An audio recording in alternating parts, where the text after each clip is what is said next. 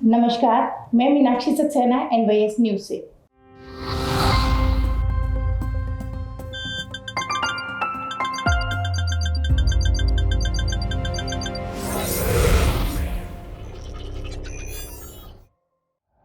और आज जो पर्सनालिटी हमारे साथ हैं, उनको किसी परिचय की जरूरत नहीं है। थोड़े दिन पहले उनसे मेरी मुलाकात हुई। मैंने उनसे पूछा कि आप क्या करना चाहते हैं, तो उन्होंने मुझे बोला कि एक ही ख्वाब और लक्ष्य है मेरा, हर उस जगह चिराग जला दूं जहां हो अंधेरा। वो आम आदमी पार्टी के जिला अध्यक्ष भी हैं और वार्ड 33 की जिम्मेदारी भी संभालते हैं। तो आइए मुलाकात करते हैं धर्मेंद्र कुमार जी से। नमस्कार। नमस्कार जी। बहुत बहुत स्वागत है आपका हमारे स्टूडियो में। मैं जानना चाहती हूँ, जनता जानना चाहती है कि कौन है धर्मेंद्र कुमार। देखिए, धर्मेंद्र कुमार एक बहुत छोटे से परिवार का बेटा है और उस किसान का बेटा है जिसने बहुत ईमानदारी के साथ काम किया है। उस माँ बाप का बेटा है जिन्होंने बहुत एक लक्ष्य जीवन में दिया कि ईमानदारी से जीना और समाज के लिए जीना है। और एक छोटे से परिवार से लेकर के यहाँ तक मैं पहुँचा, उसमें मेरे परिवार और समाज का बहुत बड़ा हाथ रहा है। आइए कुछ झलकियाँ देखते हैं आपके बारे में, आपके जीवन के बारे में।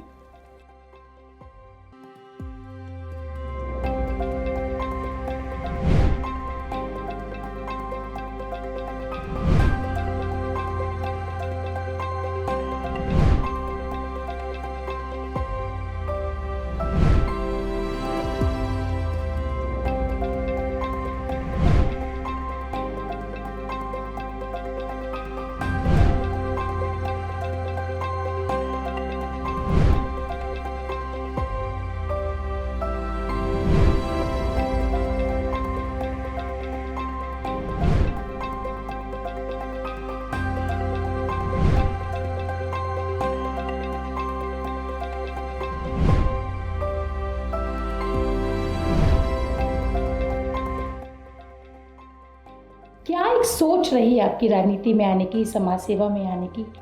देखिए, राजनीति में आने का कारण सिर्फ एक ही था कि समाज की सेवा करना। जब बचपन से हमने देखा कि लाल बहादुर शास्त्री जी देश के प्रधानमंत्री रहे, लेकिन अपने लिए कुछ नहीं किया, इस पूरे देश और समाज के लिए किया। सुभाष चंद्र बोस को ले लीजिए, चंद्रशेखर आजाद जी को ले लीजिए, जिन्होंने देश के लिए काम किया, जिन्होंने समाज के लिए काम किया। जहाँ तक मेरा सवाल है कि जब हम उद्देश्य मिला कि भाई जीवन में कुछ करना चाहिए, और मेरे माँ बाप ने, खासकर जो मेरे जीवन के जो प्रेरणा स्रोत मेरे माता पिताजी हैं, उन्होंने एक ही बात कहा कि जीवन में समाज के लिए कुछ करना चाहिए बेटा। धीरे धीरे जब लगा कि समाज के लिए बहुत पिछड़ा वर्ग है, अंतिम व्यक्ति तक पहुंचने का कोई कार्य हो, तो मन में एक इच्छा थी कि अपने लिए दुनिया काम करती है, दुनिया अपने लिए जीती है, लेकिन समाज के लिए जीना चाहिए।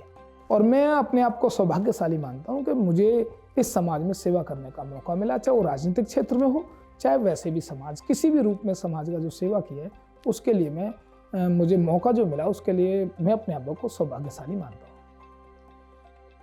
हूँ। जैसे हम लोगों ने आपके बारे में बहुत जानने की कोशिश की, हमारी टीम वहाँ गई, आपके क्षेत्र में गई, तो हमें पता चला कि आप पहले भाजपा में थे और भाजपा से आप आम आदमी पार्टी में आए।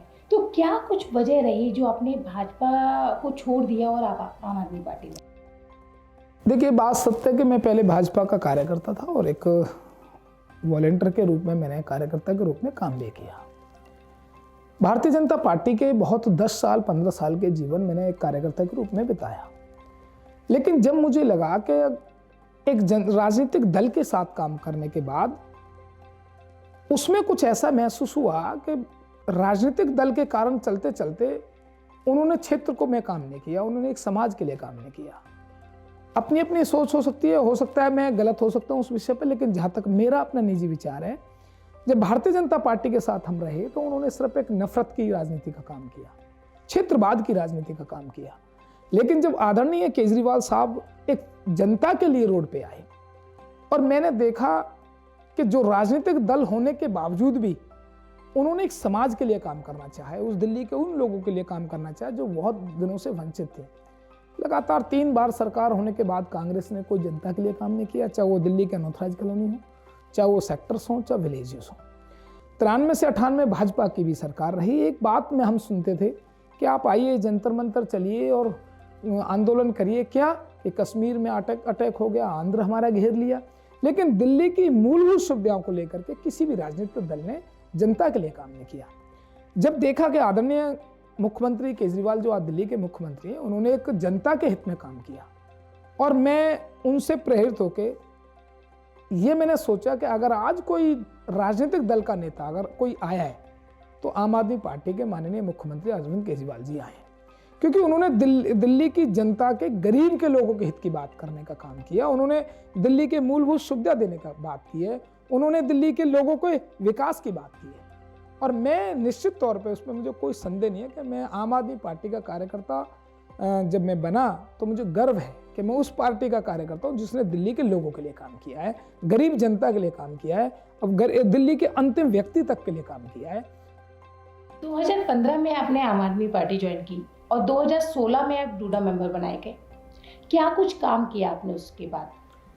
देखिए, आम आदमी पार्टी का कार्यकर्ता के तौर पे जब पार्टी ने एक डूडा मेंबर मेरे को कार्यकर्ता बनाया तो आदरणीय मुख्यमंत्री जी ने दिल्ली के अनॉथराइज कॉलोनी को विकास करने के लिए दिल्ली की 20 विधानसभाओं में एक दिल्ली डेवलपमेंट अथॉरिटी के रूप में एक एजेंसी बनाई। उसमें एक बवाना विधानसभा भी थी, जिसने सरकार ने 20 करोड़ रुपए लोगों के विकास कार्य लगाने के लिए वो एजेंसी बनाई। उसमें मुझे भी सौभाग्य प्राप्त हुआ, एक कार्यकर्ता के रूप में मैंने भी काम किया। और जब आदरणीय मुख्यमंत्री जी उप मुख्यमंत्री जी के नेतृत्व में ये एजेंसी बनी और विकास कार्य उन 20 विधानसभाओं में शुरू हुई तो 20 करोड़ में से 19 करोड़ 73 लाख रुपए का फंड हमारी बवाना विधानसभा में लगा।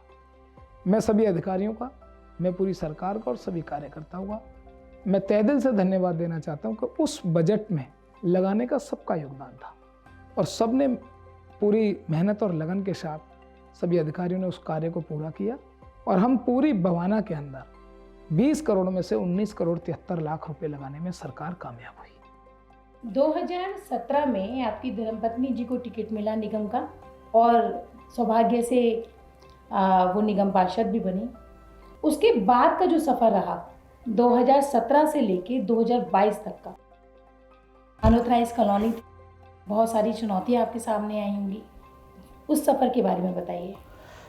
देखिए, जब 2017 के अंदर आम आदमी पार्टी ने एक कार्यकर्ता के रूप में आशीर्वाद दिया और मेरी पत्नी रीना जी को आम आदमी पार्टी ने टिकट दिया।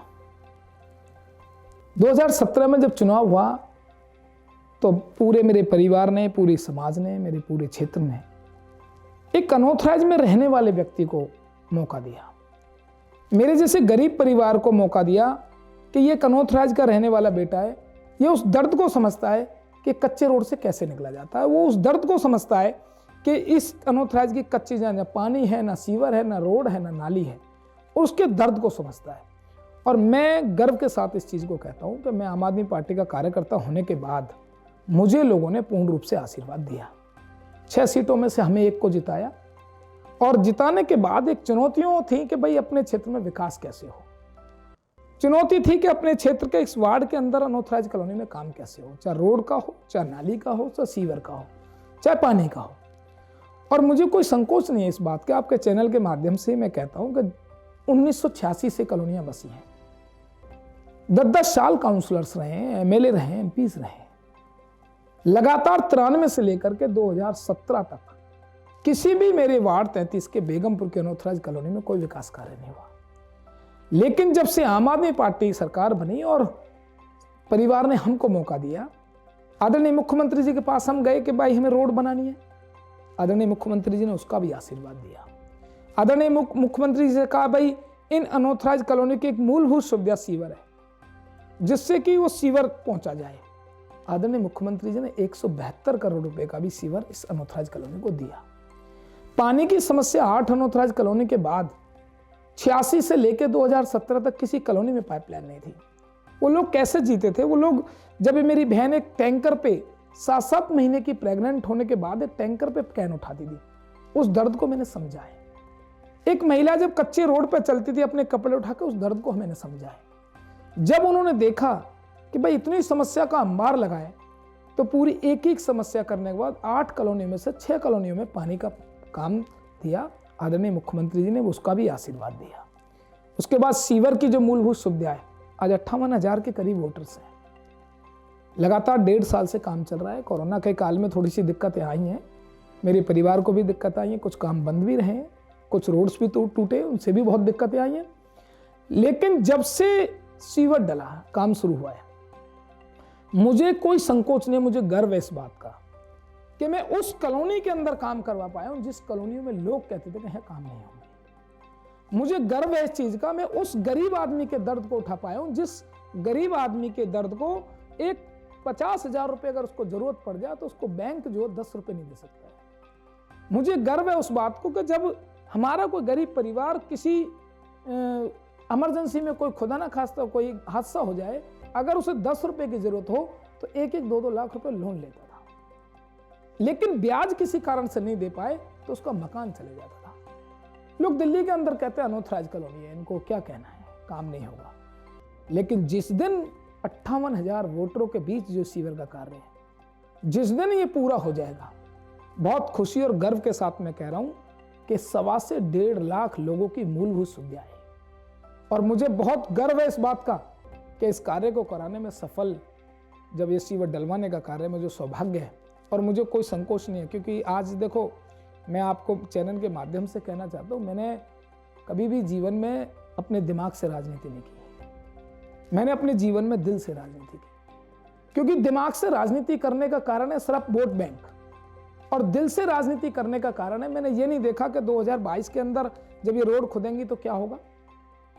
मेरा लक्ष्य एक था कि अपने कॉलोनी का मान सम्मान लौटाना, मेरा लक्ष्य था कि अपनी कॉलोनी को मूलभूत सुविधा देने का, मेरा लक्ष्य था कि जो परिवार पानी के टैंकर पे जाते उसको पानी पहुंचाने का। लेकिन कोरोना काल था, पूरे देश के अंदर समस्या थी, मैं उसके लिए अपने परिवार को कष्ट भी मेरे को बहुत हुआ है, बारिश के पूरे उसमें काफ़ी परिवार परेशान हुए। हमारी गली में सारी कॉलोनी में सीवरें पड़ गई हैं, पानी की लाइन भी डालने की कह रहे हैं, लाइन भी डलेगी, रोड भी बनेंगे, मिट्टी डलेगी। हमारी गली में कॉलोनी में सारी में बहुत सुविधा मिली है हमें और मिलेगी, सुविधा अब भी हमें मिलेगी। धर्मेंद्र भाई जो भी है बहुत अच्छा कर रहा है कॉलोनी के लिए, बहुत अच्छा कर रहा है। कॉलोनी में अब कोई दिक्कत नहीं है, कोई परेशानी नहीं है, बहुत बड़ा एहसान है। लेकिन मैं आज आपके चैनल के माध्यम से फिर एक गर्व की बात कहता हूँ, लगातार 4.5 साल के अंदर कोई मेरे वार्ड में एमसीडी का कोई लेंटर पे पैसे उगाने नहीं गया, कोई मेरे वार्ड में किसी मकान को तोड़ने कोई नहीं गया, किसी मकान पे कोई नोटिस नहीं लगा, किसी रेहड़ी पटरी वाले से कोई उगाही नहीं हुई, किसी दुकानदार से किसी लाइसेंस के रूप में उगाही नहीं हुआ। क्योंकि मेरे लोगों ने मुझे आशीर्वाद से जिताया था, मुझे किसी दारू से और पैसे से नहीं जिताया था। मैं लक्ष्मी नारायण प्रसाद, राजीव नगर एक्सटेंशन का निवासी, ये आप लोगों को बताना चाहता हूँ कि आज से 4.5 साल पहले तक जब यहाँ भाजपा की सरकार थी, भाजपा के लोग थे, भाजपा के निगम पार्षद था, तब लोग यहाँ एमसीडी वाले या फिर क्या नाम है पुलिस वाले इतनी तंग करते थे लोगों को। मकान बनाने में लाख रुपए तक, अगर एक मंजिल का कोई मकान बनाता तब भी लोग उनसे 1 लाख रुपए तक की वसूली कराया करते थे पुलिस वाले और एमसीडी वाले। आज वो हालत है केजरीवाल सरकार के समय में कि यहाँ ना तो कोई 10 रुपया मांगने आता, अगर कोई मांगने आता भी है तो इतनी दहशत खाए हुए है कि वो आकर के देख के वापस चला जाता है। वो जमाना नहीं रहा। आज के तारीख में इतना सुशासन की स्थिति हो गई है कि यहाँ लोग निर्भय होकर मकान बना रहे हैं, गलियों में घूम फिर रहे हैं। लेकिन पहले क्या था, लोग आते थे पुलिस वाले, हाँ भाई आज क्या बात है, कैसे बना रहा है, यहाँ के मलबे कैसे डाल दिया, यहाँ मटेरियल क्यों डाल दिया, ऐसा क्यों कर रही हो, ये स्थिति थी। आज वो स्थिति नहीं है। आज लोग स्वच्छंद रूप से बना रहे हैं, अपने मकान बना रहे थे, जो उनके पास है 10 पैसा है, 10 पैसे में गुजारा कर रहे हैं, उसी में बना के गुजारा कर रहे हैं। मैं फिर दिमाग से राजनीति क्यों करूं, मैं उस दिल से राजनीति करूंगा जिस दिल से लोगों ने मुझे प्यार और आशीर्वाद दिया है। काफ़ी लोग बुजुर्गों ने मुझे आशीर्वाद दिया, काफ़ी बहनों ने आशीर्वाद दिया। मैं निश्चित तौर पे अपने समाज का और अपने परिवार का सिर नहीं झुकने दूंगा। और मेरे माँ बाप ने एक ही सिखाया मुझे कि जीवन में समाज के लिए जीना है। कोई भी काम करो तो समाज के लिए काम करो, कोई ऐसा काम मत करना बेटा जिससे परिवार को झुकना पड़े। और जिस तरीके से मेरे पूरे समाज ने और परिवार ने मुझे आशीर्वाद दिया है, मैं निश्चित तौर पर मरते दम तक उनका सिर नहीं झुकने दूंगा। जब आपने परिवार की बात कर ही ली है तो चलिए आइए एक बार देखते हैं कि आपकी धर्मपत्नी जी आपके बारे में क्या कहती है। देखिए जी, आप जैसे भी आप लोगों के लिए सेवा करते हैं और पिछले लगातार 4-5 सालों से सेवा करते आ रहे हैं, आने वाले समय भी ऐसे ही लगातार सेवा करते हैं लोगों के बीच में। मेरी यही दुआ है और मेरा यही आपके लिए समर्थन है। जैसे कि पिछले कोरोना काल में इतनी बड़ी बीमारी से जूझ कर भी आपने लोगों के लिए सेवा की, मुझे अच्छा लगा। मुझे गर्व है इस बात का कि आप लोगों से टच में हैं या लोगों से मतलब इतना सेवा कर रहे हैं। और मैं आने वाले समय में भी यही चाहती हूँ कि लोगों के लिए आप ऐसे ही निस्वार्थ सेवा करते रहें। उन सबको देखते हुए भी एक अपने परिवार के लिए भी थोड़ा समय निकालें, इतनी मैं आशा करती हूँ। क्योंकि कई कई दिन हो जाते हैं अपने बच्चों से, अपने माता पिता से बिना मिले, उन्हें टाइम दिए बिना, फिर भी उनको देखते हुए आप लोगों के लिए सेवा करें। ऐसी मेरी दुआ है, ऐसी मेरी कामना है। धन्यवाद। आपने बहुत कुछ बताया।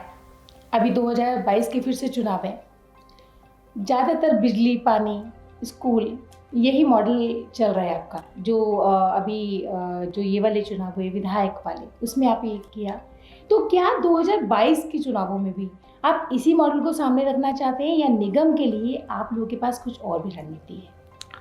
देखिए 2022 में जब आप निगम को लेके बात की है, लेकिन आप इस चीज़ को मत भूलिए कि दिल्ली मॉडल दिल्ली ने विकास किया है।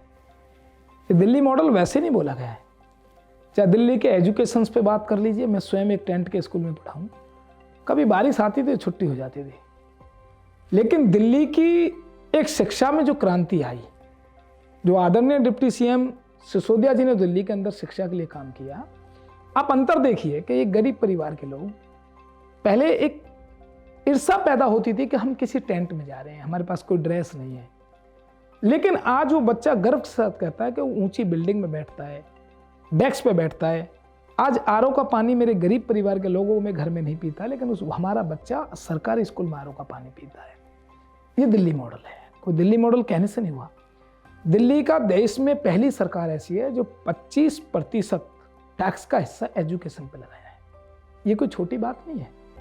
पूरी दिल्ली के देश के अंदर क्रांति को, शिक्षा को बदला है। आज वो स्कूल देखिए, लोग पहले सिफारिश करते थे प्राइवेट हॉस्पिटल्स में, तो प्राइवेट स्कूल में एडमिशन ले लें, लेकिन आज हम गर्व के साथ कहते हैं आम आदमी पार्टी के एक एक कार्यकर्ता के पास सिफारिश आती है कि आज हमारा सरकारी स्कूल में एडमिशन करा दीजिए। ये शिक्षा की क्रांति में काम हुआ है। चाहे आप हेल्थ में लगा लीजिए, एक समय कोई बच्चा या किसी परिवार के सदस्य का एक्सीडेंट होता था तो लोग बचते थे। आदरणीय मुख्यमंत्री जी के नेतृत्व में दिल्ली के अंदर एक प्रेरणा आई है कि अगर किसी बच्चे का एक्सीडेंट या किसी परिवार के बच्चे का एक्सीडेंट होता है तो उसको हॉस्पिटल पहुंचा जाए, उसका जितना भी इलाज होगा वो सरकार करेगी। ले जाने वाले को एक प्रोत्साहन के तौर पे 2,500-3 हज़ार रुपये भी दिए जाते हैं। ये बदलाव आया, ये सोच बदली है। पानी के रूप में लगा लीजिए, चाहे बिजली के लिए लगा लीजिए, 200 यूनिट दिए, एक गरीब परिवार के लिए बहुत बड़ी बात है। आप किसी भी क्षेत्र में लगा लीजिए, और मैं गारंटेड से कहता हूं कि दिल्ली के किसी राजनीतिक दल पे इतना कोई प्रश्न नहीं है कि एक सांस में आदरणीय मुख्यमंत्री जी के कामों को बता दें। आज दिल्ली के अंदर इतना काम किया है और दिल्ली के अंदर मॉडल है, और हम आम आदमी पार्टी के कार्यकर्ता और आदरणीय मुख्यमंत्री जी के नेतृत्व में जो काम कर रहे हैं, उन्होंने एक ही बात कहा है कि दिल्ली की जनता की मूलभूत सुविधाओं के लिए काम करना है। आप निगम की बात करते हैं, लक्ष्य क्या है? 15 साल की निगम में भाजपा की सरकार है, लगातार पूरी निगम को कूड़े का ढेर दिल्ली को बना दिया है। भ्रष्टाचार के अलावा एक मुझे काम बता दीजिए 15 साल के शासन में एक काम अगर भाजपा की सरकार ने इस दिल्ली की जनता को किया हो। रोना रहता है, तनख्वाह नहीं है, आपका बजट कहां है, आपका टैक्स कहां है? आप सरकार की होने के नाते लगातार निगम में 15 साल आपने मूलभूत सुविधाओं पे क्षेत्र की जनता के लिए क्या काम किया है? कूड़ा घर बनाया दिल्ली को, लगातार दिल्ली को भ्रष्टाचार से लूटा। एक लाइसेंस कोई गरीब आदमी अप्लाई ईमानदारी से करना चाहता, आप उसको लाइसेंस नहीं देते। क्यों?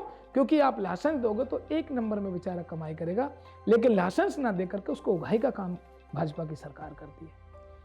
आदरणीय मुख्यमंत्री जी का एक लक्ष्य है कि दिल्ली का जिस तरीके से शिक्षा, जिस तरीके से स्वास्थ्य, जिस तरीके से मूलभूत सुविधा लोगों को दी है, उसी तरीके से जब निगम में सरकार आम आदमी पार्टी की और आदरणीय केजरीवाल जी के नेतृत्व में जब निगम बनेगा, तो उनका लक्ष्य मात्र एक है कि दिल्ली को कूड़े से मुक्त कराना है, दिल्ली को भ्रष्टाचार से मुक्त कराना है, दिल्ली के लोगों की मूलभूत सुविधा जो निगम के अधीन आती हैं उनको लोगों तक पहुंचाना है, जो लेंटर पे उगाही करते हैं उसको खत्म करना है। आज एक गरीब परिवार मकान बनाता है तो एमसीडी ने इतना भ्रष्टाचार कर रखा है कि उस गरीब परिवार का जीना मुश्किल है। उस भ्रष्टाचार को खत्म करना है। एक एक कर्मचारी की सैलरी टाइम से दे करके उस कर्मचारी के जो गरीब परिवार के लोग हैं उनको मूलभूत सुविधा देने का काम करेंगे। जब निगम और दिल्ली की सरकार एक होगी तो मैं मानता हूं कि लोगों का क्षेत्र में विकास अच्छा होगा और जो मूलभूत सुविधा आम लोगों की जनता का जो दर्द है, जिन भाजपा की निगम की सरकार ने, चाहे वो कितने भी निगम पार्षद हों, उन्होंने त्राही त्राही मचा रखी है। 15 साल में फिर आपको याद दिला रहा हूं, लगातार 15 साल के शासन में भाजपा की सरकार ने भ्रष्टाचार का अड्डा बना दिया दिल्ली को, पूरी दिल्ली कूड़ा कूड़ा कर दिया। अभी कुछ दिन पहले हाउस में एक कार्यकर्ता के नाते एक प्रदर्शन हमने भी किया सिविक सेंटर पे। उन्होंने कहा कि हम हर उस गांव देहात में टैक्स लगाते हैं, उस अनऑथराइज कॉलोनी में टैक्स लगाते हैं, जिससे रेवेन्यू सरकार का बने। हम भाजपा की सरकार से मैं पूछना चाहता हूं कि आप टैक्स लगाना चाहते हैं, कूड़े की गाड़ी आपके किसी के पास नहीं जाती, सफाई कर्मचारी आप पूरा नालियां साफ नहीं करा पाते, आज तक 15 साल के अंदर कोई आपने भर्ती नहीं की, आपने लगातार पार्कों की दुर्दशा बना रखी है। आप टैक्स किस चीज का लेना चाहते हो? आप टैक्स लें जब आप उन लोगों की मूलभूत सुविधा को उनको दें। सरकार, दिल्ली की जनता टैक्स चोरी नहीं है, दिल्ली की जनता ईमानदारी से टैक्स देना चाहती है और इतना हमें गर्व है कि दिल्ली की जनता बेईमानी नहीं करना चाहती। लेकिन इस भाजपा की बैठी निगम में सरकार लगातार भ्रष्टाचार पे है, कोई क्षेत्र के लिए काम नहीं किया। तो मैं निश्चित तौर पे आपको कहता हूं कि जब अगर आम आदमी पार्टी की सरकार निगम में बनेगी तो दोनों सरकार मिलके पूर्ण रूप से दिल्ली के विकास में एक बेहतर गति लाएंगे और निगम का जो भ्रष्टाचार है बिल्कुल इसको खत्म करेंगे। आप दिल्ली मॉडल की बात कर रहे हैं, आप मुझे ये बताइए आपने अपने वार्ड में, स्कूल में और हेल्थ के लिए क्या किया? देखिए, मैं आपको पहले भी कह चुका हूँ कि जब मैं स्वयं एक अपने स्कूल में पढ़ा हूँ सरकारी में, और वो स्कूल टेंट में था, एक झोड़ पे था, 8 कमरों का सरकारी स्कूल था। और दिल्ली मॉडल की जो मैं बात कर रहा हूँ वो दिल्ली मॉडल ने किया है एजुकेशन पे काम। आज मेरे वार्ड में आप आए और मेरे स्कूल, उस स्कूल को देखिए जो आज से 10 साल 5 साल पहले का था। आज उसकी बिल्डिंग्स को आप देखिए, आज उसके रूम्स को आप देखिए, उन बच्चों को देखिए जिन बच्चों ने वो शिक्षा ली है, सारे टीचर्स को देखिए, सबका बहुत बड़ा योगदान होने के बाद आज वो स्कूल की ऐसी बिल्डिंग है कि बच्चों को गर्व लगता है कि आज हम एक प्राइवेट स्कूल में जा रहे हैं। बच्चों को लगता है कि आज हम एक ड्रेस के साथ एजुकेशन पढ़ने जा रहे हैं। हमारे समय में जब कभी बारिश होती थी, टेंट में छुट्टी हो जाती थी, कोई टीचर को डेस्क नहीं मिलती थी बैठने के लिए, आज हमारे उसी स्कूल के अंदर बच्चे, लाइब्रेरी हमारे पास है, साइंस म्यूजिक हमारे पास है, आज स्पोर्ट्स हमारे पास है, आज बिल्डिंग हमारे पास है, आज स्कूल्स हमारे पास है। और मैं निश्चित तौर से आपसे कहना चाहता हूं कि आप आएं और मेरे बेगमपुर वार्ड 33 के स्कूल का मॉडल देखें कि आज से 5 साल पहले का क्या मॉडल था और आज दिल्ली की सरकार ने उस मॉडल को कहां चेंज किया है। आपने स्वास्थ्य की बात की, दिल्ली की अनऑथराइज कॉलोनी को होने के बाद हॉस्पिटल्स होने चाहिए, इसमें कोई संदेह नहीं है, और काम भी किया सरकार ने। लेकिन उन अनऑथराइज कॉलोनी के अंदर उस सरकार ने वो मोहल्ला क्लिनिक दिए कि जब मेरे वार्ड के अंदर जब हम 8 अनऑथराइज कॉलोनी में घूमते थे, ना कोई सरकारी लैंड है, ना कोई ज़मीन अलाउड है, ना कोई सरकारी बिल्डिंग थी।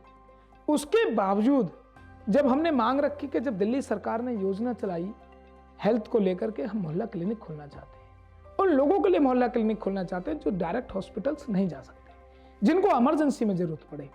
तो हमने जब सरकार के पास मांग रखी कि भाई हमारा इतना बड़ा वार्ड है, 8 अनऑथराइज कॉलोनी है, तो मोहल्ला क्लिनिक्स कुछ हमारे ही वार्ड में भी होनी चाहिए। और आदरणीय मुख्यमंत्री जी और आदरणीय सत्येंद्र जैन जी ने इस बात को स्वीकार किया और मुझे गर्व है कि आज हमारे अनऑथराइज जैसे वार्डों में 2-2 मोहल्ला क्लिनिक आज हमारे बेगमपुर वार्ड में चल रहे हैं। मैं आपसे कहना चाहता हूं, आप आए, आप स्कूल्स देखें, मोहल्ला क्लिनिक देखें। आपके चैनल के माध्यम से जितने भी दर्शक मुझे सुन रहे हैं, मैं उनको भी खुला निमंत्रण देता है कि वो आप आए और स्कूल और मोहल्ला क्लिनिक को देखें। आपको लगता है कि बदलाव हुआ है, आपको लगता है कि आज से 5 साल पहले हेल्थ और एजुकेशन पे काम हुआ है तो दिल्ली मॉडल मानोगे ना।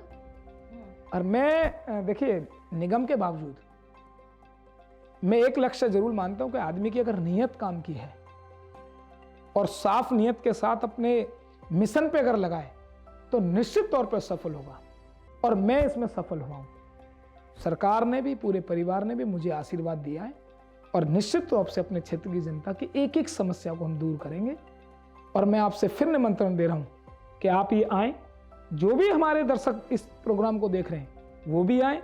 खुले तौर पे चैलेंज है कि एजुकेशन और हेल्थ के सुधार को देखें। आपने जब साफ नियत की बात की तो जब हमारी मुलाकात संजय सिंह जी से हुई तो उन्होंने आपके बारे में क्या कहा, एक बार देखते हैं। आम आदमी पार्टी के जिलाध्यक्ष धर्मेंद्र जी और उनकी पत्नी जो हमारी पार्षद भी हैं आम आदमी पार्टी की, रीना जी, इन्होंने संगठन का और वार्ड का काम बखूबी अपने क्षेत्र में किया है, और संगठन के विस्तार के लिए, संगठन के निर्माण के लिए दिन रात जुटे रहते हैं। मेरी ओर से धर्मेंद्र जी को हार्दिक शुभकामनाएं। पार्षद रीना जी जो लगातार विकास के कार्यों के लिए हम लोगों से भी सांसद निधि के माध्यम से सहयोग लेकर, एमसीडी के माध्यम से, अरविंद केजरीवाल जी के माध्यम से, दिल्ली सरकार से, तमाम जो वहाँ पर अधूरे काम थे पिछली सरकारों के दौरान, उसको पूरा करने का काम पिछले 5 साल में किया है। मैं फिर से हृदय की गहराइयों से धर्मेंद्र जी को और रीना जी को बधाई देता हूँ। बहुत अच्छा लगा। और लास्ट में जाते जाते 2 शब्द अगर आप जनता से कुछ कहना चाहते हैं। पहले तो आप सबको बहुत बहुत धन्यवाद, और मेरे परिवार को भी मेरा प्रणाम। मेरा एक ही लक्ष्य है कि जिस तरीके से समाज के लिए मैंने जीवन का अपने लक्ष्य बनाया है, उस लक्ष्य को पाने के लिए हमेशा सदैव जिस तरीके से मेरे परिवार ने, मेरे समाज ने मुझे आशीर्वाद दिया है, उसी तरीके से आप सब मेरे पर आशीर्वाद बनाए रखें। और निश्चित तौर पर अपने परिवार के लिए जिस लड़ाई को लेकर हम लड़े हैं, उस लड़ाई में हम कामयाब हों, और अपने समाज के लिए इसी तरीके से कार्य करते रहें। प्रणाम। ये थे धर्मेंद्र कुमार जी, और बहुत जल्दी आपके साथ फिर एक बार होंगे एक नए मेहमान के साथ। मैं मीनाक्षी सक्सेना, NY ऐसे।